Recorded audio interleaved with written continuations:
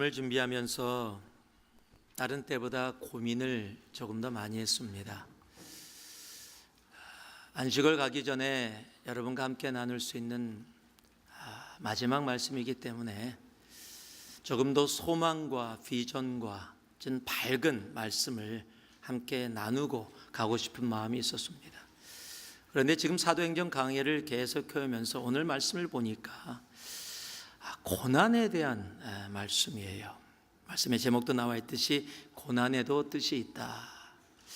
그래서 말씀을 묵상하다가 하나님께 기도했습니다. 하나님, 다른 말씀을 주시면 잠시 사도행전 강해를 멈추고 다른 말씀을 전하고 가기를 원합니다. 그런데 안 주시는 거예요. 그래서 계속 기도했는데 하나님께서 쉽게 얘기하면 그냥 하던 대로 해라, 그렇게 말씀해 주시는 것 같았어요. 그래서 하나님의 말씀, 고난에도 뜻이 있다, 어찌 보면 무겁게 느껴지는 그런 말씀이지만 오늘 여러분과 함께 이 말씀을 나눕니다. 그냥 고난이라는 단어를 들으면 우리는 부정적인 이미지를 떠오르게 되어 있습니다. 고난을 좋아하는 사람은 세상에 아무도 없기 때문에 그렇습니다. 그래서 우리 삶에서 고난을 만나면 보통 내가 뭘 잘못해서 이런 고난의 길을 걸어가고 있지라고 생각하기도 합니다. 더러는 예수를 믿는 분들이신데도 아마 습관적으로 그냥 내려오던 말로 그렇게 하시는 것 같은데, 이렇게도 얘기하는 분들을 봤어요. 내가 전생에 무슨 죄를 많이 졌다고. 아니, 예수를 믿는데 전생이 막 나와요. 아마 습관적으로 이야기하시는 걸까요? 얼마나 힘들면 그렇게 표현이 되었겠습니까? 더러는 고난을 만나면요, 또 거꾸로 내가 뭘 잘못했다고, 내가 대체 뭘 잘못해서 이런 고난의 길을 가야 되냐고 화를 내거나 그렇게 또 불평을 하는 그런 분들도 간혹가다 있습니다. 그럼에도 변하지 않는 사실은 우리의 인생 가운데 분명 고난이 있다라는 사실입니다. 아니, 어찌 보면 예수를 믿기 때문에 고난이 더 내 삶에 많은 것처럼 그렇게 느껴질 때도 있습니다. 예수 안 믿을 때는 이런 고난이 없었던 것 같은데 예수 믿으니까 왜 이렇게 힘들고 어려운 일들이 내 삶 가운데 더 많이 생기는지, 그럴 때는요, 예수 안 믿는 게 난 거 아니야? 라고도 생각이 들기도 할 수 있습니다. 여러분, 그러나 꼭 기억하시기 바랍니다. 믿음의 사람에게는 고난이 분명히 오지만, 그리고 그 고난이 분명 힘들고 어렵지만 아무 의미 없이 오는 고난은 절대 없습니다. 다시 말씀드립니다. 여러분, 믿음의 사람들에게도 분명히 고난은 옵니다. 그러나 믿음의 사람들에게는 아무 의미 없이 그저 고난이 목적이 된 고난은 절대 없습니다.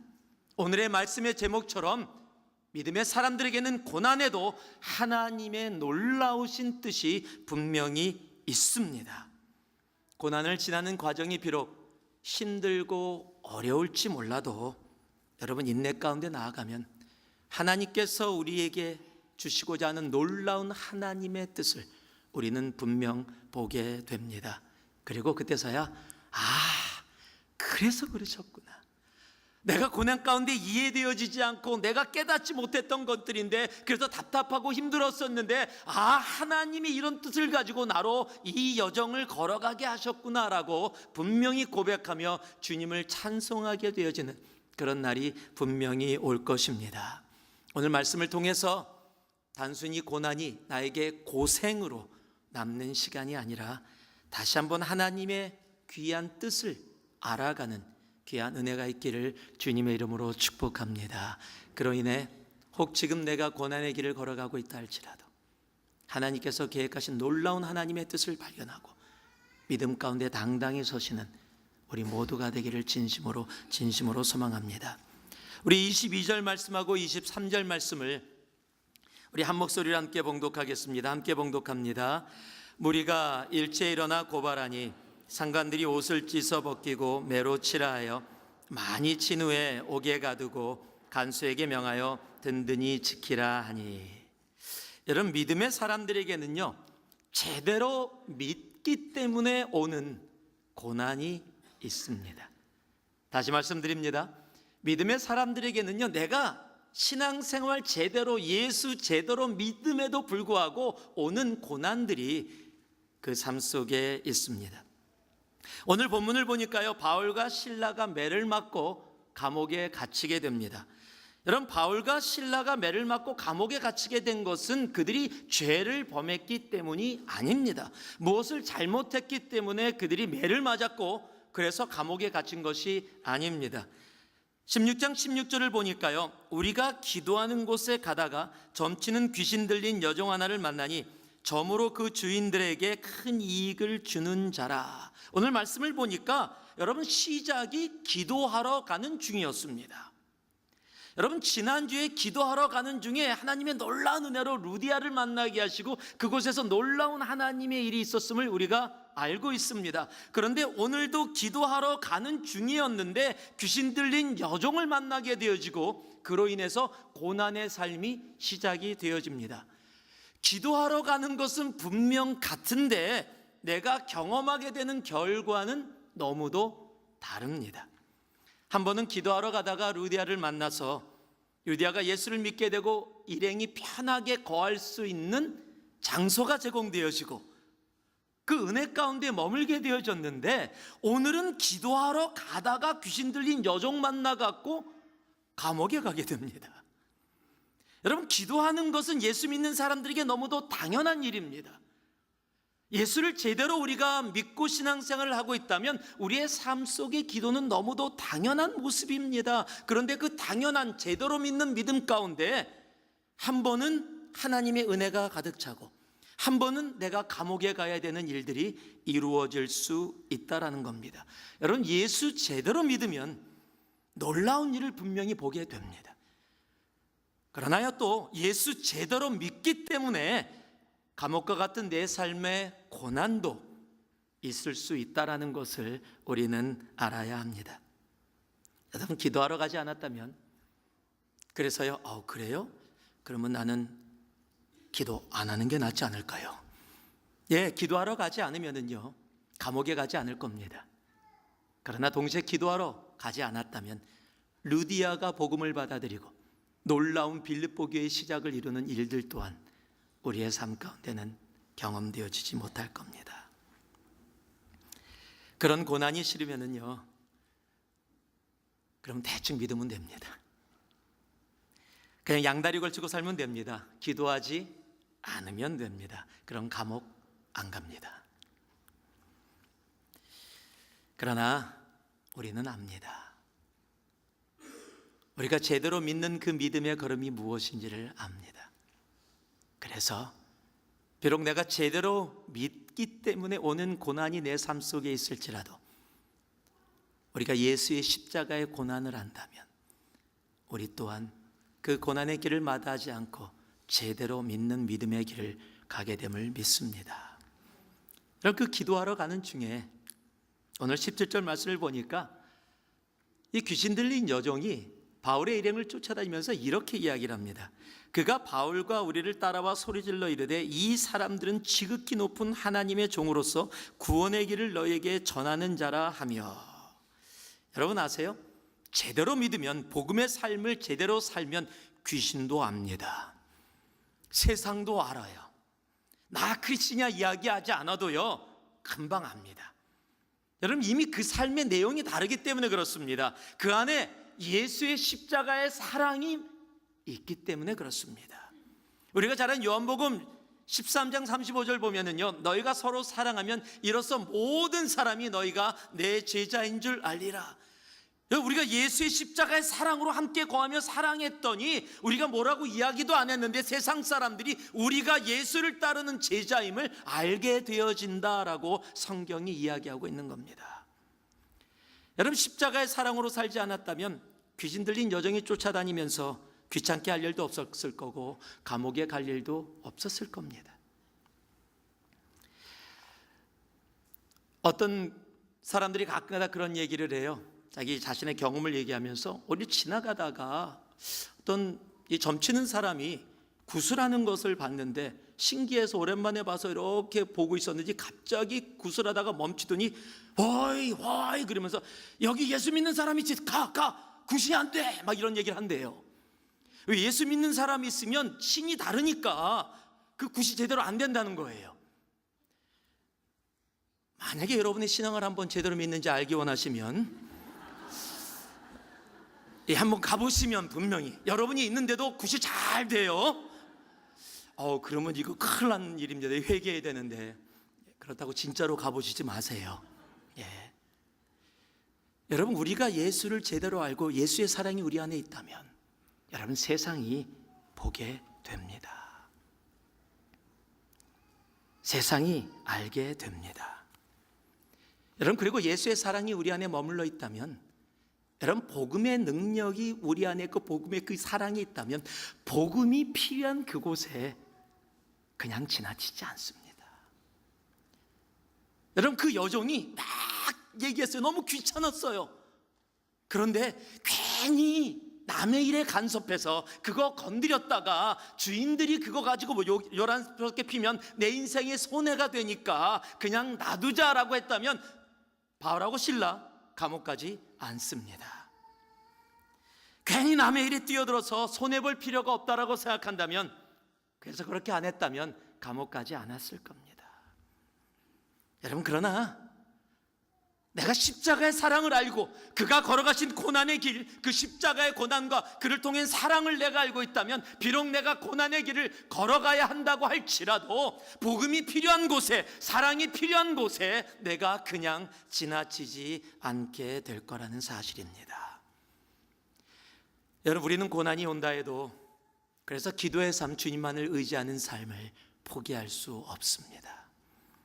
우리는 고난이 우리의 삶 속에 온다 해도 복음의 삶, 거룩한 삶을 포기할 수가 없습니다. 우리의 삶에 고난이 온다 해도 복음의 사랑과 복음의 능력이 필요한 그곳을 우리는 결코 외면할 수가 없습니다. 왜냐하면 우리의 고난은 그저 단순한 고생이 아니기 때문입니다. 그 고난을 통해 하나님이 우리의 삶 속에 이루시고자 하는 놀라운 하나님의 계획과 하나님의 뜻이 그곳에 담겨 있기 때문입니다.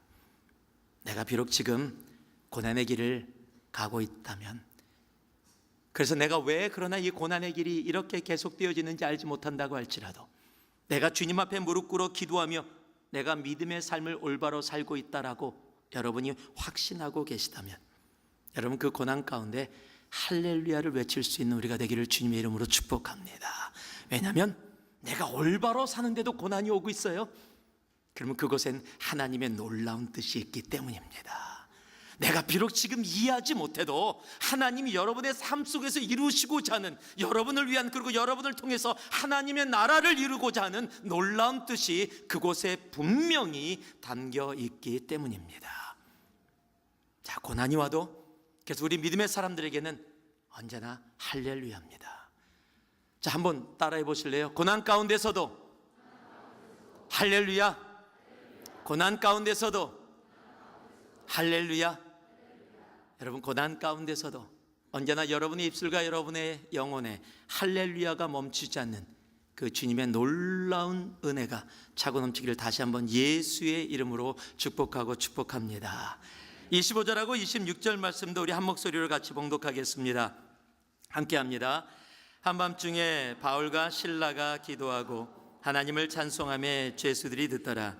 이에 갑자기 큰 지진이 나서 옥토가 움직이고 문이 다 열리며 모든 사람의 매인 것이 다 벗어진지라. 여러분, 믿는 사람들은요, 고난 가운데 찬송을 하면 놀라운 기적을 삶 속에서 보게 되어집니다. 여러분, 고난이 찾아오면, 그것도 이유를 모르는 고난이 내 삶 속에 찾아오면 정말 힘들어요. 그럴 때는 우리가 불평하고 한숨 짓고 아파하고 눈물 짓는 것, 여러분, 그것이 우리들의 보편적인 모습일 겁니다. 그런데 오늘 말씀을 보니까 바울과 실라가 이유를 알 수 없는 그런 고난 가운데 들어갔는데 그들이 기도하고 찬송했다라고 성경이 기록하고 있다는 사실이에요. 그들이 얼마나 찬송을 잘했는지 온 감옥에 있었던 다른 죄수들도 다 그곳에 귀 기울이고 있었다라고 성경은 기록하고 있어요.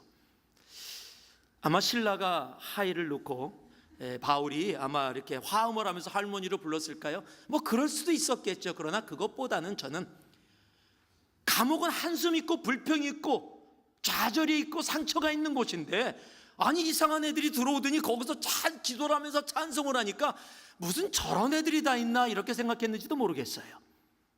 그래서 어디까지 하나 보자라고 생각했는지도 모르겠고요, 그들의 찬송에 귀를 기울이게 됩니다. 그런데 그때 성경이 이야기하죠. 호련히 지진이 일어납니다. 그리고 옥문이 열립니다. 그리고 손과 발을 묶고 있었던 쇠사슬이 풀립니다. 놀라운 기적이 일어나는데요, 성경은 그것을 호련히라고 기록하고 있어요. 갑자기, 생각하지 못했을 때, 그런 뜻입니다. 여러분 아세요? 우리에게는 정말 갑자기입니다. 그런데 하나님께는 갑자기가 아닙니다. 여러분, 내가 고난 가운데 이유를 모르고 뜻을 몰라, 그러나 그 가운데서도 내가 주님 앞에 찬송하며 나아갔더니 하나님께서, 우리에겐 호련이라고 느껴질지 몰라도 하나님은 이미 제대로 주님 앞에 믿음 생활에 나아가는 자들, 그리고 그 고난 가운데 찬송하는 자들을 향해서 하나님의 기적을 언제나 준비하고 계시다라는 겁니다. 여러분, 그 기적이 여러분의 것이 되기를 주님의 이름으로 축복합니다. 여러분, 성경에서 고난과 찬송하면 떠오르는 한 인물이 있습니다. 바로 다윗입니다. 그가 기록한 시편의 말씀을 보면은 그가 얼마나 고난 가운데 찬송을 많이 했는지를 우리가 쉽게 알 수 있습니다. 그리고 그 마음을 표현한 대표적인 말씀이 우리가 잘 아는 시편 57편에 기록되어 있습니다. 우리 같이 한번 봉독해 보겠습니다. 함께 합니다. 시작. 하나님이여, 내 마음이 확정되었고 내 마음이 확정되었사오니 내가 노래하고 내가 찬송하리이다.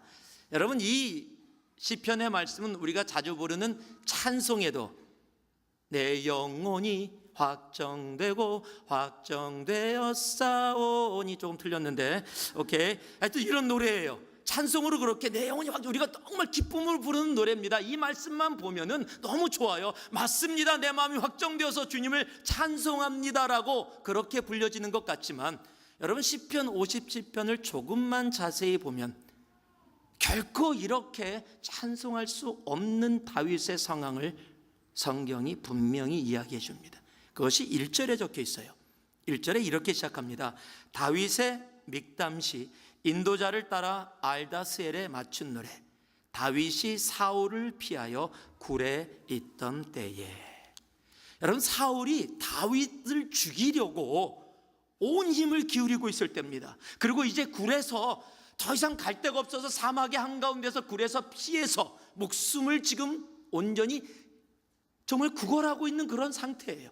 한 나라의 왕이 한 사람을 죽이고자 한다면 여러분, 그 목숨은 살아있어도 죽은 목숨이라고 해도 분명히 틀린 말이 아닐 겁니다. 여러분, 그런 상황이에요. 가장 인생의 밑바닥, 갈 길이 없이 어디로 가야 할지 모르는 것, 내가 가지고 있는 것을 다 잃어버리고 하나님이 약속한 약속이 전부 다 헛된 것처럼 보여지는 그 순간, 나로 왕 된다고 분명히 사무엘 선지자를 통해서 그렇게 약속해 주셨는데, 그래서 축복해 주는 것처럼 왕의 사위도 되고 정말 골리앗도 무너뜨리는 놀라운 일들을 경험했는데, 그것은 다 과거의 이야기고 지금 현실은 내 목숨을 구걸해야 되는 상황.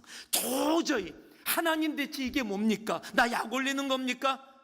이렇게 좋은 거 주셨다가 이제 이렇게 바닥 속에서 나를 놓으신다면 하나님의 약속은 어디에 있습니까? 하나님이 사랑이라는데 하나님의 그 사랑과 은혜는 내 삶 속에 어디 있습니까? 라고 분명히 불평하고 짜증내고 화내고 배반할 수도 있는 상황인데, 그가 그 상황 가운데 한 고백이 우리가 함께 봉독한 7절이에요. 내 마음이 확정되었고 내 마음이 확정되었사오니 내가 노래하고 내가 찬송하리이다. 다윗의 마음이 내켜서 그랬을까요? 나는 고난만 오면 마음이 내켜서 찬송이 나와.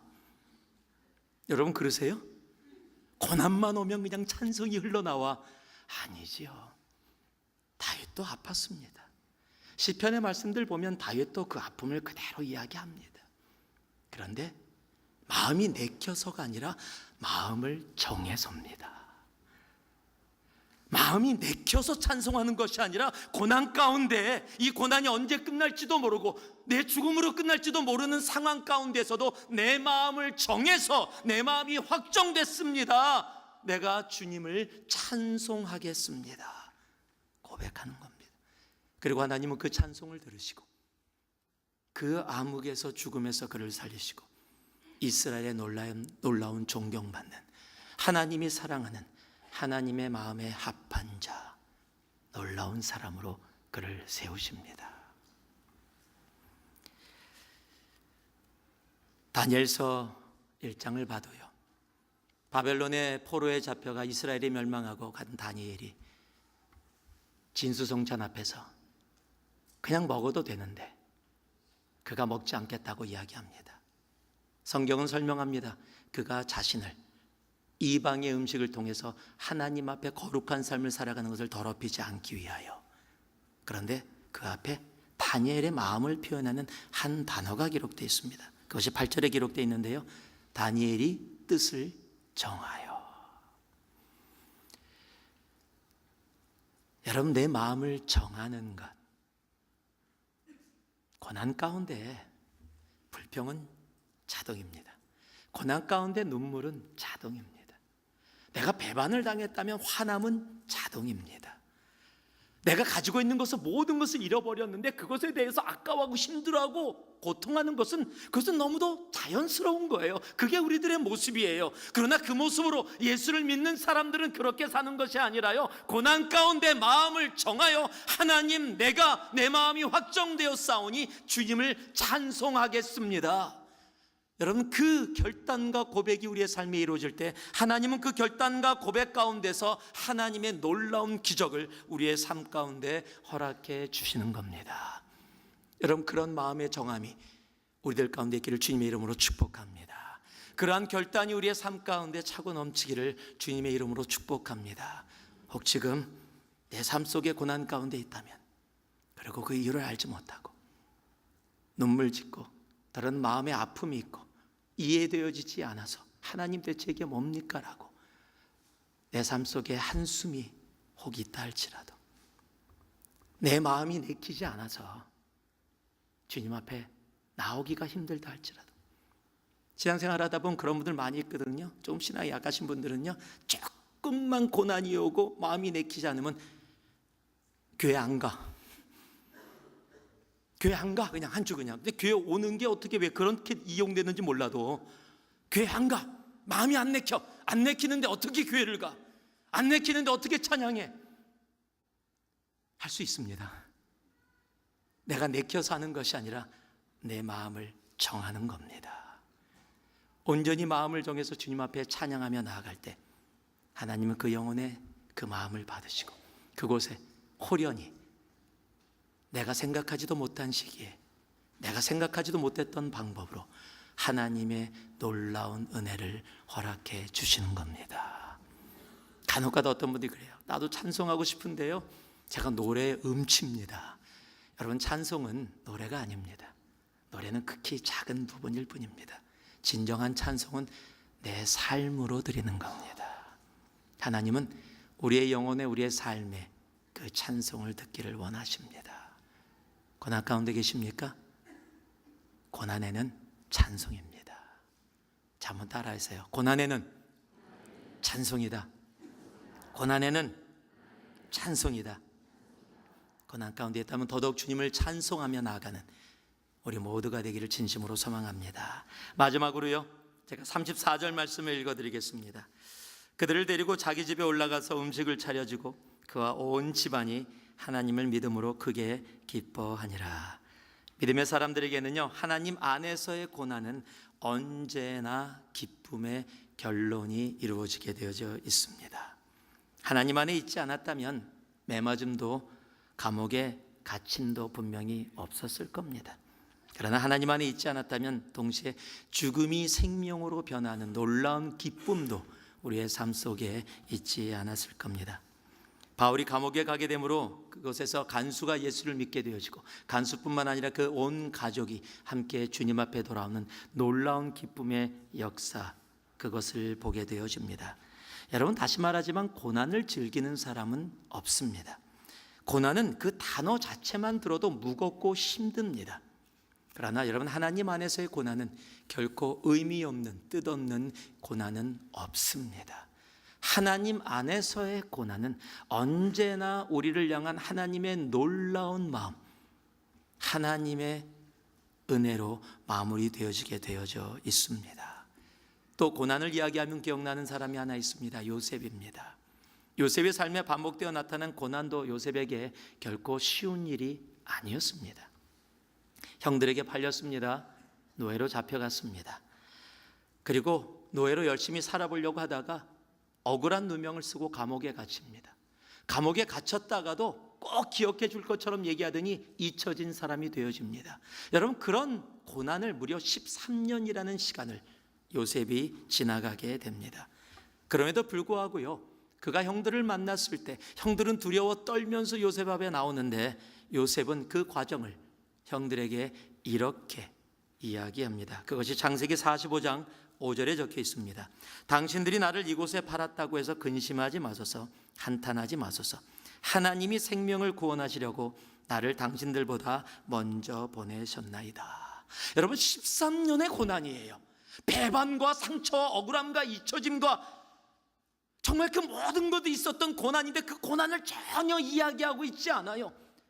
형들은 그것을 기억하고 나왔는데 요셉이 뭐라고 이야기해요? 하나님께서 고난을 이야기하고 있지 않고 하나님을 이야기하고 있어요. 여러분, 하나님 안에 있는 사람들은요, 고난에 집중하지 않습니다. 그 고난을 통해서 하나님이 행하시고자 하는 하나님의 뜻에 집중합니다. 그래서요, 하나님께서 당신들보다 나를 먼저 이곳에 보내셨다. 13년의 과정은 그것은 상관없다. 나도 힘들고 어려웠다. 나도 아팠다. 나도 눈물이 있었다. 나도 상처가 있었다. 그러나 그것이 목적이 아니라 그 과정들을 통해서 하나님께서 나를 이곳에 보내셔서 우리의 가족과 모든 사람들의 생명을 살리는 일에 나를 쓰시려고 그렇게 보내주셨다. 여러분, 고난에 집중하면 아무것도 안 보입니다. 그러나 고난 가운데서도 하나님께 집중하면 그 고난의 의미가 나에게 무엇인지를 더더욱 깊게 알게 되어집니다. 그리고 요셉처럼 이러한 고백이 우리의 삶 가운데서 나올 수 있게 되어지는 겁니다. 바울도 매를 맞았습니다. 감옥에 갇혔습니다. 죄도 없이 고난을 당했습니다. 그러나 아무 의미 없는 고난이 아니라 바로 그곳에서 빌립보 교회가, 유럽의 최초의 교회가 시작되었다라는 사실입니다. 그리고 2000년이 지난 지금까지도 그 빌립보 교회를 통해서, 빌립보서를 통해서 우리가 얼마나 많은 은혜 가운데 나아가고 있습니까? 하나님의 놀라운 뜻. 여러분, 고난 가운데서도 내가 하나님 안에 머물고 있는 한 그 고난은 고난으로 끝나지 않습니다. 그 고난은 언제나 우리를 향한 하나님의 놀라운 뜻을 이루는 기쁨 가운데 마무리되어집니다. 지금 내가 고난 속에 힘들고 지치고 아파할지 모릅니다. 여러분, 주님 오시는 날까지 우리는 고난이라는 단어하고 어쩌면 떨어질래야 떨어질 수 없을지도 모릅니다. 그러나 고난이 올 때마다 울고 아파하고 힘들어하고 그렇게 지내는 모습으로 머물러 있는 우리가 아니라, 여러분, 고난 가운데 나와 함께 하시는 하나님, 이 고난을 통해 내 삶을 통해 이루시고자 하는 하나님의 그 놀라운 뜻을 내가 마음으로 받고 주님을 찬송하며 믿음 가운데 나아갈 수 있는 우리가 되어주기를 주님의 이름으로 축복합니다. 우리의 삶에 고난 좋아하는 사람 어디 있습니까? 저도 싫어요. 그러나 고난은 있습니다. 그러나 다시 한번 말씀드립니다. 주 안에 있는 사람들에게 그 고난은 결코 고생으로 끝나지 않습니다.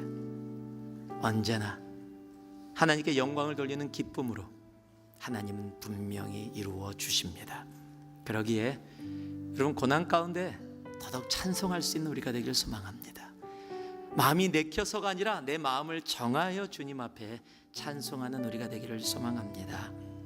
그래서 비록 고난이 온다 할지라도, 내가 제대로 믿었음에도 불구하고 역경이 나에게 온다 할지라도, 여러분 제대로 믿는, 정말 주님 앞에 올바로 나아가는 신앙의 여정에서 결코 포기하지 않는 우리 모두가 되기를 주님의 이름으로 축복하고 축복합니다. 기도 가운데 만나겠습니다.